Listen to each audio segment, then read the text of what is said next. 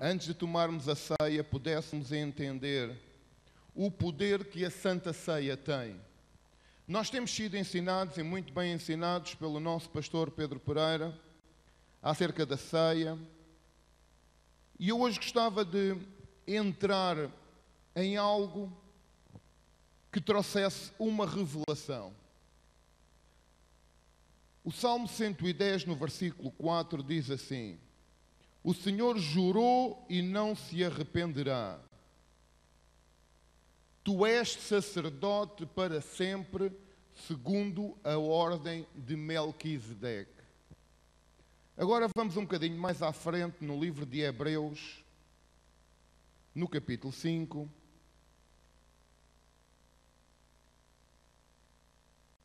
E no versículo 10, e diz assim: tendo sido nomeado por Deus sumo sacerdote segundo a ordem de Melquisedeque. Porquê que nós encontramos no Antigo Testamento uma palavra acerca da ordem de Melquisedeque e depois vamos e encontramos no Novo Testamento uma palavra de acordo com a ordem de Melquisedeque? Jesus, antes de subir ao céu, ele quis estabelecer o sacerdócio de Melquisedeque aos 12. E ele quis dizer que há um novo sacerdócio de Melquisedeque que se está a levantar. E esse sacerdócio começou com Jesus Cristo. E ele quis dizer assim: eu me estou a levantar como um novo sumo sacerdote de acordo com a ordem de Melquisedeque, para que eu possa levantar reis e sacerdotes depois de mim. E a palavra de Deus, em Apocalipse, no capítulo 1, no versículo 6, diz exatamente isso. Que o Senhor, depois de subir, ele levantou reis e sacerdotes. Ele estabeleceu reis e sacerdotes. Mas o que é que isto tem a ver com a ceia? Meus irmãos, a ceia revela o acesso às coisas naturais e às coisas sobrenaturais que iríamos ter depois da morte e ressurreição de Jesus Cristo. Por essa razão é que Jesus deu tanta importância em estar a chamar os 12, em enviá-los: olha, vocês vão e vão preparar a ceia, porque Jesus sabia que a revelação que ele iria trazer iria ser tão grande, que iria abrir e rasgar os nossos olhos espirituais para entendermos as coisas sobrenaturais de Deus. E é interessante que quando Jesus está com os 12 discípulos, com os 12 apóstolos, ele está a ensinar conhecimento. Porquê? Porque foram eles que estiveram junto com Jesus naquela ceia. Mas é interessante que anos mais tarde, um homem que naquela época mandava matar os cristãos, mas que anos mais tarde ele teve uma revelação. E é por essa razão que em 1 aos Coríntios, no capítulo 11, vamos lá abrir, irmãos. Espírito Santo, que tu possas trazer revelação nesta noite, entendimento da tua palavra, não como conhecimento, mas sim como revelação da tua palavra, Senhor. Deus, que tudo aquilo que possa ser ministrado ou falado neste lugar, Senhor, a partir de aqui, que seja de acordo com a tua vontade, Senhor. Deus, que cada palavra que seja ministrada neste lugar, ó Deus, cada palavra logos, que pelo teu Espírito se transforme em palavra rema, palavra que traz revelação e transformação, Senhor. Em teu nome. E o apóstolo Paulo, ele não esteve com Jesus. Mas anos mais tarde, o apóstolo Paulo tem uma revelação. Tem uma revelação do que era o poder da ceia. O poder daquela gente, daqueles 12 homens estarem juntos a comer com Jesus. E é interessante que muito se fala na ceia acerca do pão, acerca do vinho, que são os dois elementos básicos e fundamentais na ceia do Senhor. Mas há uma coisa interessante também na palavra. É que Jesus, para tomar a ceia, Ele chamou-os para estarem sentados à mesa junto com Ele. A mesa é um sinal de comunhão. Eu à minha mesa só convido quem eu quero. Quem eu não quero, eu não convido. À minha mesa só se senta quem eu quero. Quem eu não quero não vai e não senta. Na minha mesa eu só quero que esteja gente que traga comunhão, que fala a mesma linguagem que eu, que partilhe os mesmos sentimentos que eu. Por isso é que Jesus, quando naquela ceia, quando Ele chamou só aqueles 12, porque Ele tinha ordens específicas. Ele tinha ensinamento específico. Ele iria revelar àqueles 12 homens que estavam com Ele que Ele ia ser morto. Que alguém que estava ali iria entregá-lo.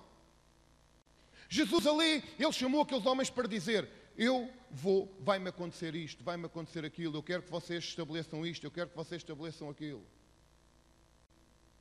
E é interessante que o apóstolo Paulo, anos mais tarde, ele tem uma revelação do poder que foi gerado ali.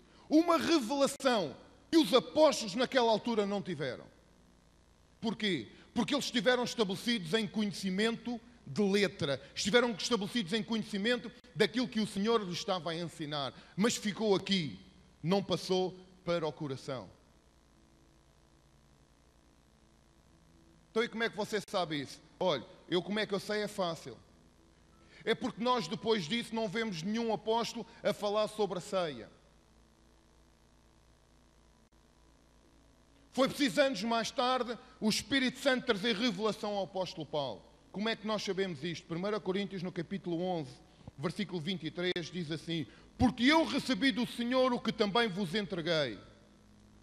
Que o Senhor Jesus, na noite em que foi traído, tomou o pão. Até aqui. Agora veja uma coisa. Se o Paulo não esteve juntamente com Jesus, se Paulo tinha o conhecimento que Jesus esteve sentado com aqueles 12 homens que cearam, ele não sabe o que é que se passou ali. Como é que ele soube? Porque o Senhor revelou. E nós temos que perceber uma coisa, irmãos, que muitas vezes a igreja passa muitos problemas, as pessoas passam muitos problemas, muita enfermidade, muita doença, muita miséria. Porque muitas vezes nós chegamos à casa do Senhor para tomar a ceia do Senhor, mas fazemos por tradição. Fazemos por conhecimento. Fazemos porque é normal fazer uma vez por mês. Agora nós temos que perceber que quando tomamos a ceia por tradição ou por ser normal uma vez por mês, nós o estamos a fazer da mesma maneira como os apóstolos fizeram quando estiveram a cear com Jesus. Agora, quando eu venho à casa do Senhor, quando eu venho a entender que a palavra diz que nós nos temos que juntar para tomar a ceia como memorial, já vamos ver mais à frente o que é que isso quer dizer.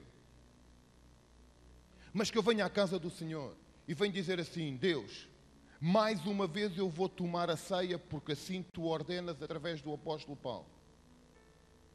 Mas o que é que tu queres revelar à minha vida? Qual é que é o poder verdadeiro que o pão tem e o poder verdadeiro que o vinho tem? Qual é que é o poder verdadeiro que a comunhão com os meus irmãos tem para que estes símbolos possam fazer sentido na minha vida? Tradição ou revelação? Paulo já não andava segundo as tradições, mas Paulo andava segundo a revelação do Espírito Santo. Como é que nós andamos hoje em dia? Segundo as tradições, segundo aquilo que nós temos aprendido ao longo dos anos dentro da igreja. Uau, para onde é que eu estou a entrar? Mas não me interessa.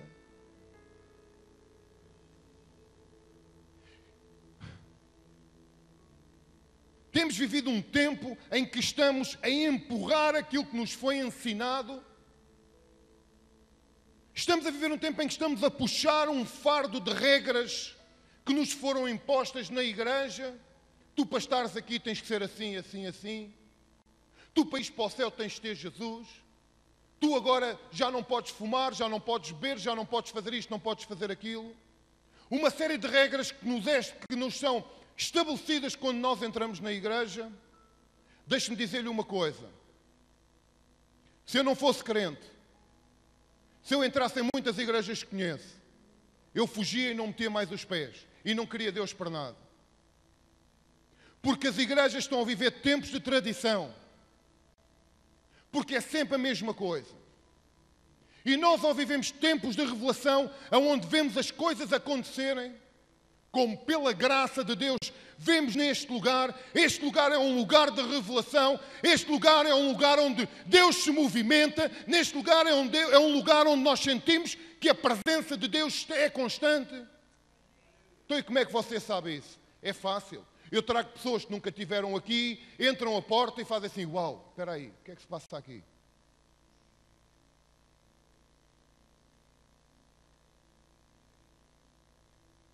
E quando alguém que é de fora sente que há alguma coisa diferente aqui dentro, nós, como homens e mulheres deste lugar, temos que abrir a nossa boca e dizer: este é um lugar, esta é a casa do Senhor, este é o lugar do Senhor, aqui está o Espírito Santo e Deus se move neste lugar de forma sobrenatural a cada dia, a cada hora, a cada momento em que está gente aqui neste lugar. Esta era a parte em que vocês deviam saltar e dar brados de alegria. Porque não é em todo o lugar onde nós temos a presença de Deus. Eu sei do que é que eu estou a falar. E Deus só se faz presente quando o povo permite que haja revelação. Quando o povo abre o coração, rasga as vestes e diz assim: eis-me aqui, Senhor, como nós fizemos nesta manhã. Aleluia. Alguns aspectos são importantes para nós entendermos a revelação do poder da ceia. Eu estou a seguir, porque se eu não seguir, eu vou-me embora, e vou-me embora por aqui, por revelação, e não quero isso hoje. Em primeiro lugar, 1 Coríntios capítulo 11, versículo 26, diz assim: a primeira coisa que nos faz e que nos faz revelar o poder da Santa Ceia, anunciar a morte do Senhor.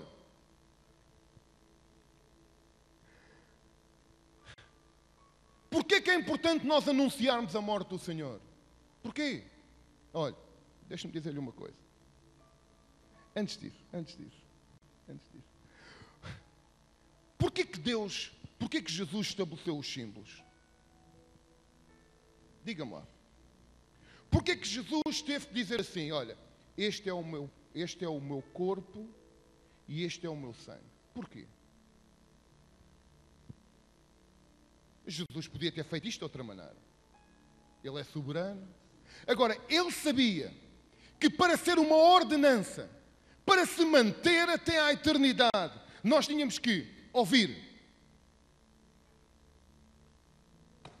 Anunciamos a morte do Senhor. Nós temos que ver o pão e o vinho. E nós temos que fazer. Temos que o tomar.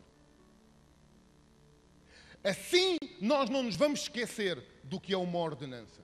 E assim vamos estabelecer isso como memorial eterno. Amém? Ouvir, ver e fazer. Você sabe o que quer dizer anunciar no grego? Quer dizer proclamar. Quer dizer declarar. Quer dizer anunciar em voz alta: Jesus Cristo morreu por mim na cruz do Calvário. Agora eu sou um filho de Deus, lavado e redimido pelo sangue de Jesus. Nenhuma arma levantada contra mim irá prosperar no nome de Jesus. Isto significa anunciar. O que é que tu tens proclamado na tua vida? O que é que tu tens proclamado na tua vida? A morte de Jesus? Aquilo que Jesus fez no Calvário? Ou tens proclamado desgraça? Tens proclamado miséria. Sabe uma coisa? Deus não está preocupado com o tamanho da crise de um país. Deus não está preocupado com o governo que o país tem. Deus não está preocupado com os governantes, com a forma como os governantes estão a governar um país. Deus está preocupado, sim, com a igreja que um país tem.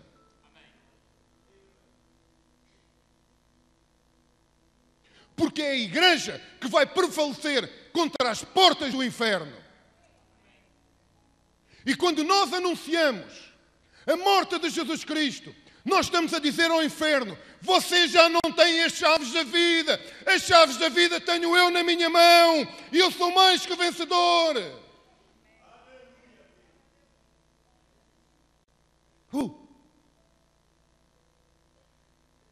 Amém, presbítero Isaías? Somos mais que vencedores ou não? Amém.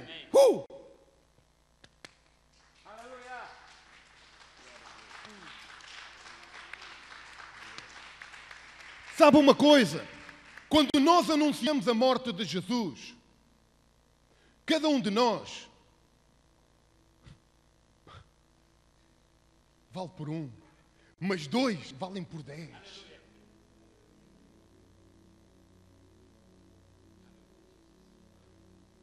É por isso é que isto não tem significado se for eu tomar isto sozinho. Olha, hoje não me apetece ir à igreja, vou ver na internet e quando eles estiverem a levantar o pão eu como um bocado da carcaça, quando eles estiverem a levantar o vinho eu bebo um caneco, até bebo um bocadinho mais porque isto hoje está com sede, até está calor. Não funciona. Não funciona. Por isso é que Jesus chamou a malta: venham lá 12, vamos nos sentar à mesa em unidade para estabelecer um concerto, um pacto. Amém?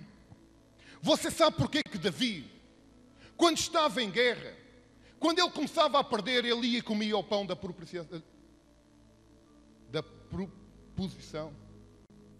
Ou propriação. É essa palavra que vocês sabem. Propriação. Agora já não sai.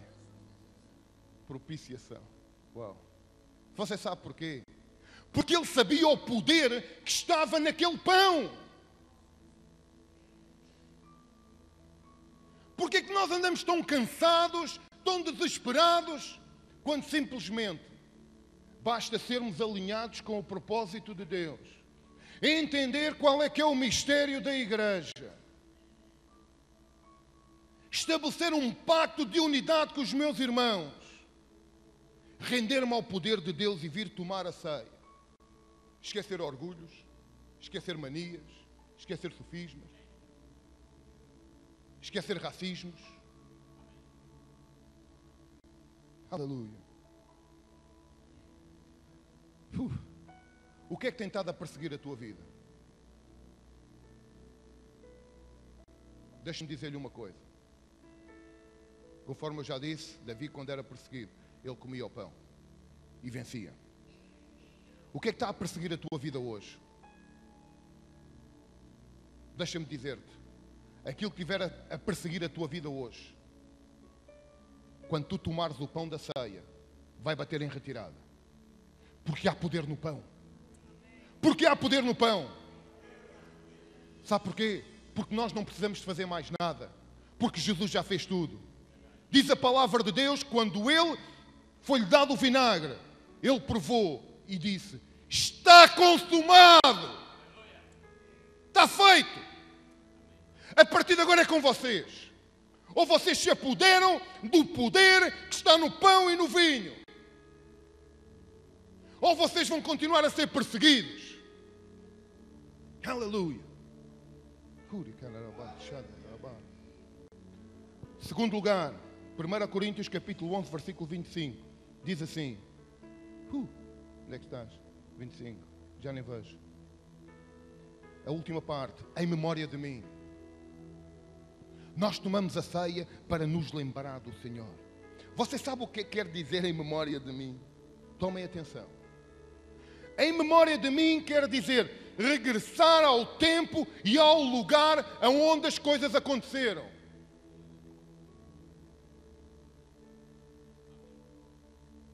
Como é que eu posso ter um sentimento do que é a cruz? Como é que eu posso ter um sentimento daquilo que Jesus fez por mim na cruz do Calvário? que eu só me lembro dele de vez em quando ou quando estou aflito. É por essa razão é que nós tomamos a ceia, em memória dele. Em primeiro lugar, ele vai nos levar aos acontecimentos, ao tempo dos acontecimentos.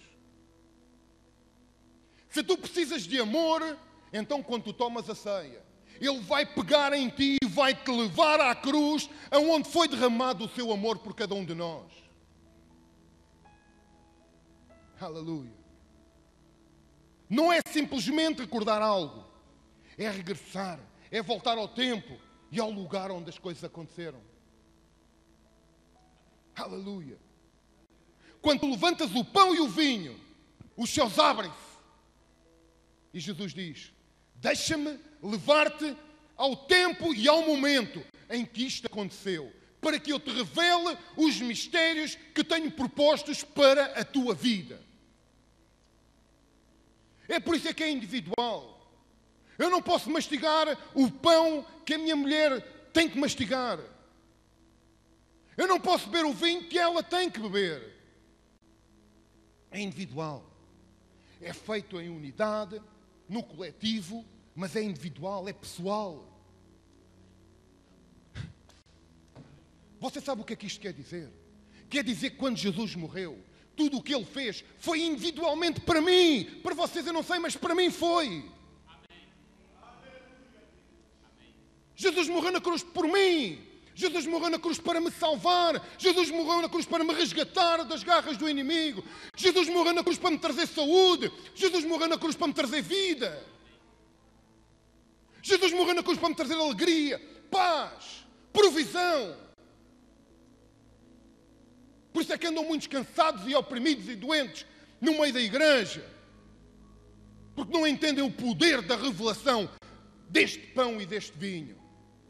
Aleluia.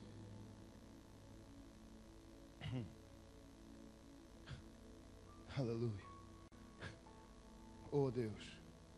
Eu estou a falar aqui por alto. Isto faz parte de um capítulo de um livro que eu tenho específico sobre o que é a ceia do Senhor. Escrevi um livro acerca da ceia do Senhor. Aquilo que cada elemento representa, aquilo que cada um de nós representa, aquilo que nós como corpo representamos, aquilo que é a revelação da ceia, o que é a tradição.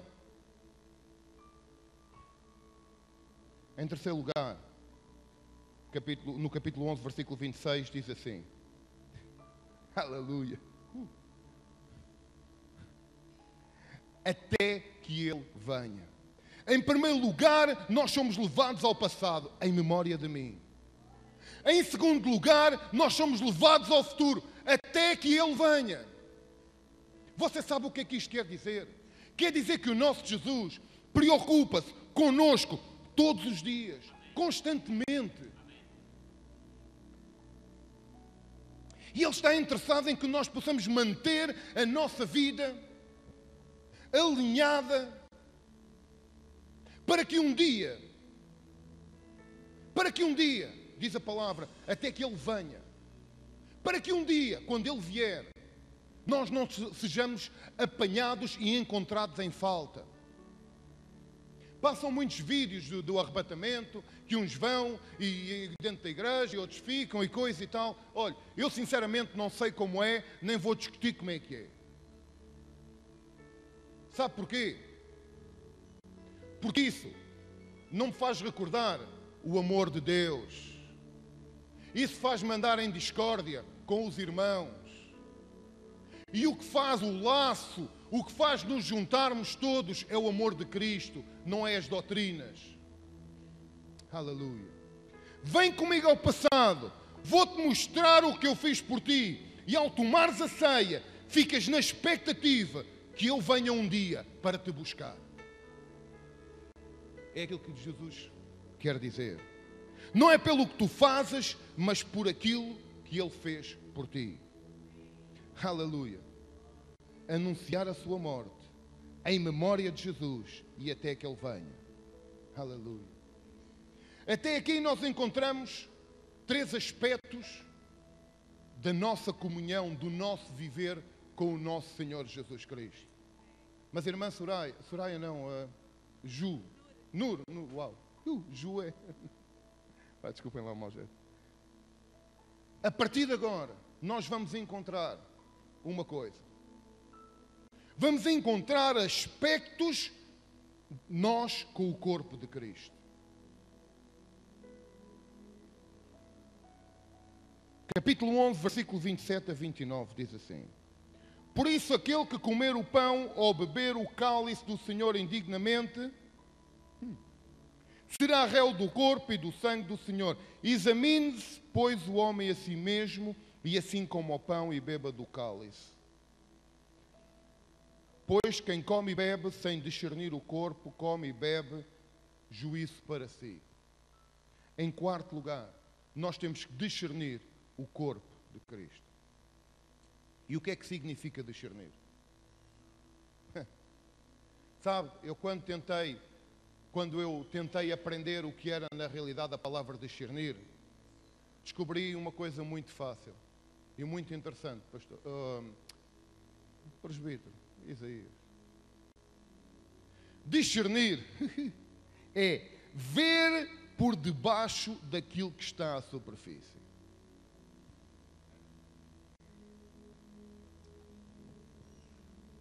Ver por debaixo daquilo que está à superfície. Sabe que quando nós tomamos a ceia por julgar os outros, julgar aquilo que nós vemos, a aparência que nós vemos, eu olho para a irmã Sónia e nunca me passava pela cabeça que ela trabalha muito bem com as mãos no crochê. Quem olha para ela diz assim, bem, deve ser pintora não, deve ser escritora ou coisa assim. Agora, fazer crochê, abracinhos, ninguém diz. Olha, eu não dizia. Agora, eu tenho que entender que eu não posso julgar por aquilo que eu vejo, eu não posso julgar o meu irmão ou a minha irmã, porque diz a palavra de Deus, se eu não discerno, ou já nem sei falar, desculpem lá, irmãos, mas é que está a ferver muito cá dentro e eu começo a julgar. E quando eu começo a julgar, eu começo a entrar em murmuração. Olha, estás a ver? Olha aquela irmã. Então, mas ela não podia estar a... Olha, então, mas não podia vir com uma camisa diferente. E diz a palavra de Deus, quando nós não discernimos o corpo de... Eu vou ficar por aqui. Quando nós não discernimos o corpo de Cristo, nós começamos a julgar. E quando começamos a julgar, começamos a cair em condenação. Somos chamados... Esta saiu ontem. Somos chamados para ver o leão e a águia que há dentro de cada um de nós. Eu vou repetir, que eu vi tantas caras a rir. Somos chamados para ver o leão e a águia que há dentro de cada um de nós. Você sabe o que é que isto quer dizer? O leão é aquele que se levanta, é aquele que conquista e é aquele que quando vê alguém lá entrar no território dele, não entras, isto é o meu território.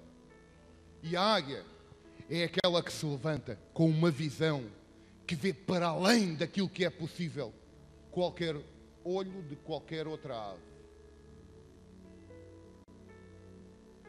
Portanto, eu não posso julgar ninguém, porque eu não sei o potencial que está dentro de cada um. O que é que isto tem a ver com a ceia? Já lá vamos. Quando julgamos, é porque não discernimos. E isso limita-nos a entrar numa nova dimensão no Espírito. Amém? Glória ao teu nome. Em terceiro lugar, em quinto lugar, participamos do único pão. Versículo 17 do capítulo 10. Porque nós, embora muitos, somos unicamente um pão. Um só corpo. Porque todos participamos do único pão. Você sabe o que é que isto quer dizer? Quando nós tomamos o pão, somos um em Cristo. Somos uns com os outros. Eu não sou mais que o Isaías. Não sou mais que o irmão, com o pastor Gomes. Não sou mais que a irmã Carmo. Somos todos iguais. Somos um pão. E um pão é feito da mesma farinha.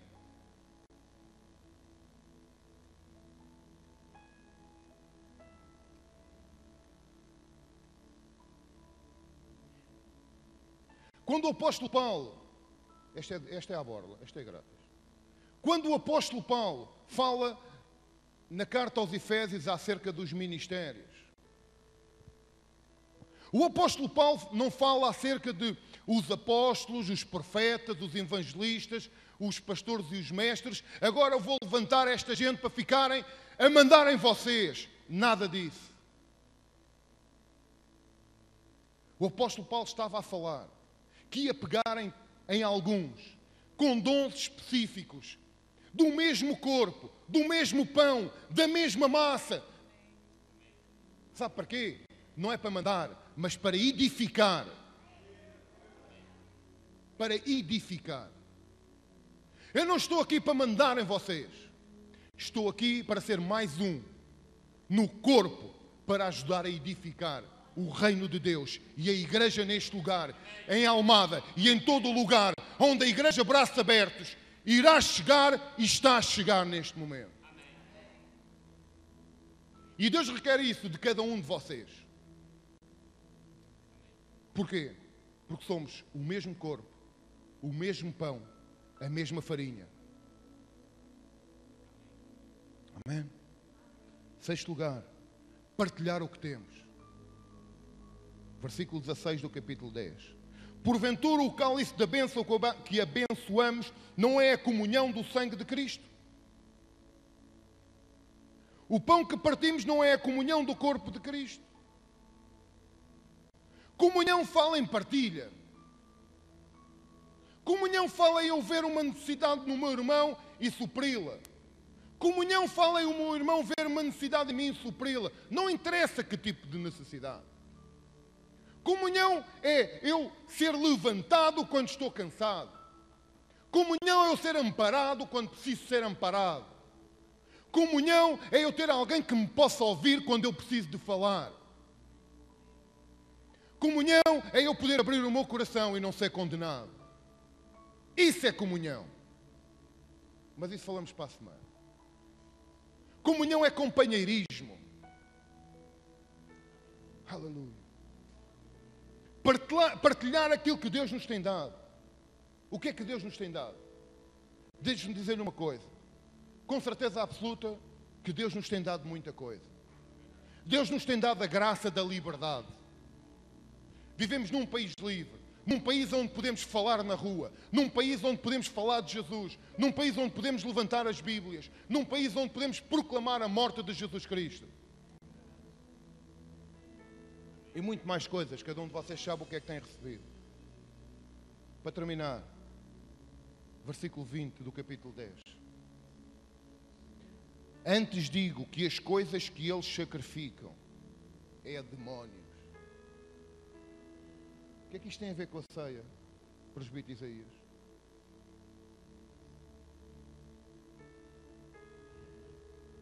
Antes digo que as coisas que eles sacrificam é a demónios. Que as sacrificam e não a Deus. Eu não quero que vos torneis associados aos demónios. Isto é o apóstolo Paulo, o homem que teve a revelação da Santa Ceia, a falar para uma igreja em Coríntio. E é da minha responsabilidade dizer isto aqui também. Antes digo que as coisas que eles sacrificam é a demónios, que as sacrificam e não a Deus. E eu, Pedro Garcia, não quero que vocês se associem a essas coisas. Sabe o que é que isto fala? Fala em separação. Fala em separação. Fala em nós nos separarmos das coisas. Há uma linha. Há uma linha que separa o tempo do mundo e o tempo com Deus.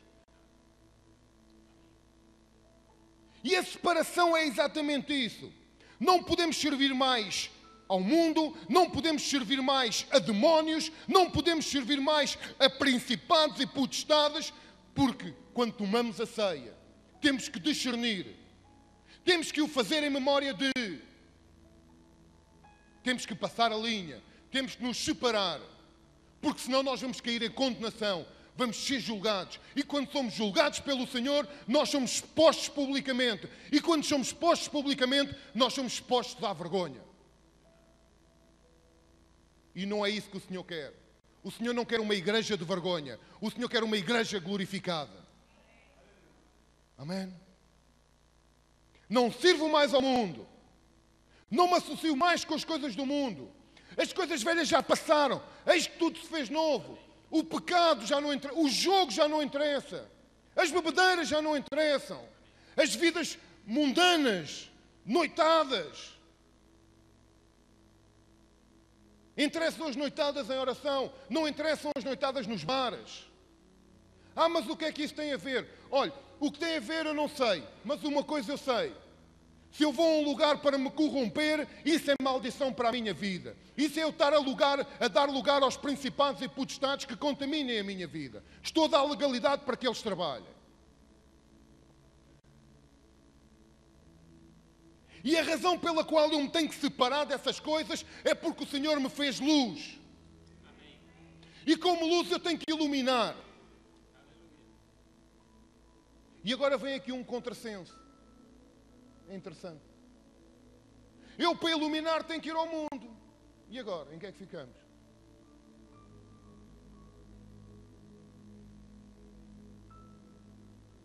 Se vocês são todos luz, o que é que eu estou a fazer? Que também sou luz. Estou-vos a iluminar, se vocês já são luz.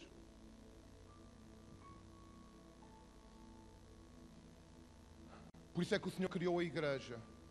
Para que quando nós tomamos a ceia, somos investidos do poder, do sangue e do corpo, para sermos luz, para irmos ao mundo, iluminar, levar a luz, mas não nos deixarmos contaminar com o mundo.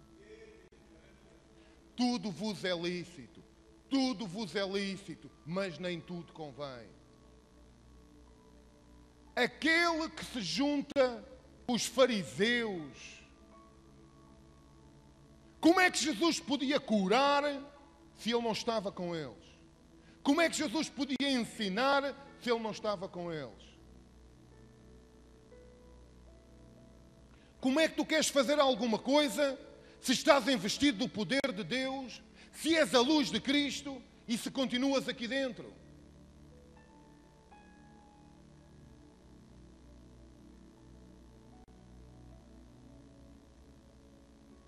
Os abracinhos.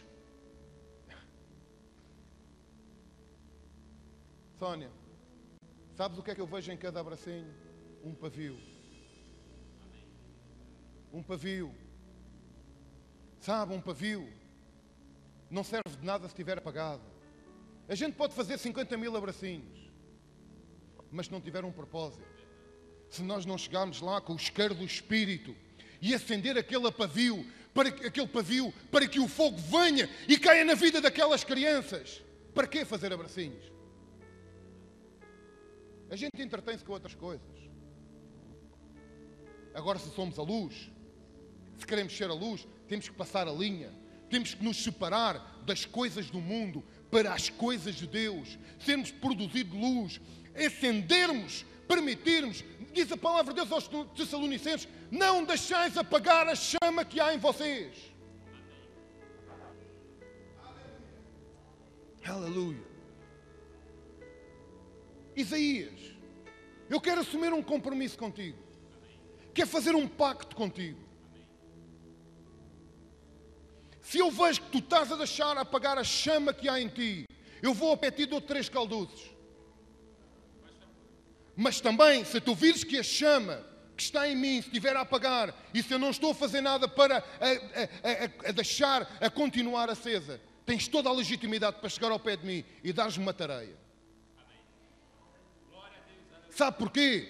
Porque este é o grande problema, é nós temos a mania que somos super-heróis e conseguimos tudo sozinho. Ninguém consegue tudo sozinho. Precisamos uns dos outros. Por isso é que somos um só pão, um só corpo, uma só farinha. Amém. Glória ao teu nome, Senhor. Glória ao teu nome, Senhor. Aleluia. Aleluia. Aleluia. Eu preciso de ti, Isaías, como tu precisas de mim. Eu preciso de ti, Sónia, como tu precisas de mim. Senão não vale a pena andarmos aqui entretidos. Vamos comer pão para o outro lado. Com umas sardinhas. Já está a chegar ao almoço.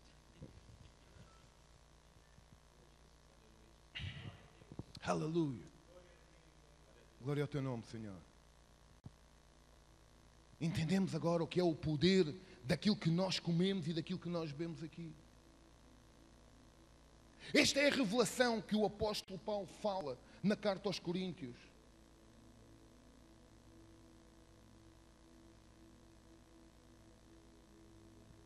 Vamos tomar a ceia.